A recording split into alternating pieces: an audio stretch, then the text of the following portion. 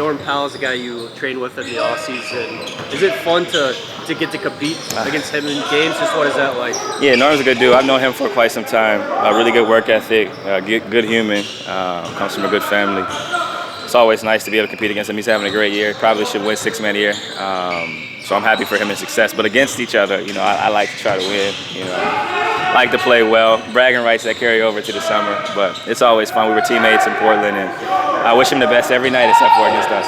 Why is he a guy who's just kind of gotten better, steadily over time in the NBA? He works. I think that's the difference between, average to good, good to great, is the work ethic and the consistency in which you put work in. I think he's the guy who loves basketball, lives the game, really takes time to kind of figure out how to improve. Spends a lot of time with Diggs, breaking down film, working on different shots that he's going to get in the game, working on how to attack closeouts, how to draw fouls, how to be efficient in 20 minutes, 25 minutes, 30 minutes, how to score when you don't, start in games, when you sit for long periods of time. I think he's mastered a lot of that. Over these last few months, have you seen Zion, better understand, he needs to do X, Y, Z in order to be the best version of himself? Athletically, he just looks incredible right now. He's been great, and we've had a lot of conversations behind closed doors about what it takes to be successful. He's been getting extra conditioning in for months at this point. I think you can see it from the explosiveness, the ability to finish around the basket, the pace, and obviously point Zion is very hard for teams to deal with. The strength, the speed, the vision. Defensively, he's been better. He's been rebounding. I think all those things are a testament to him absorbing a lot of information around him and then figuring out how to best apply that to himself, and he's done that.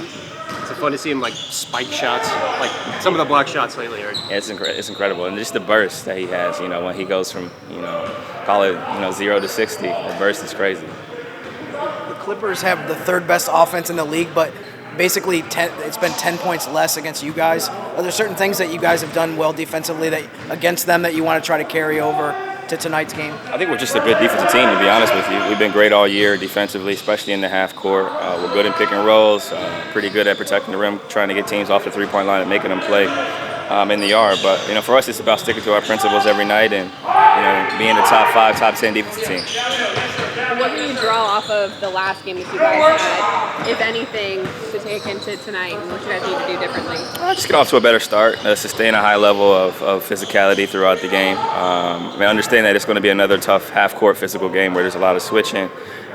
Pace may not be as high because both teams play a little slower against each other historically. So we got to take advantage of opportunities and really get back in transition.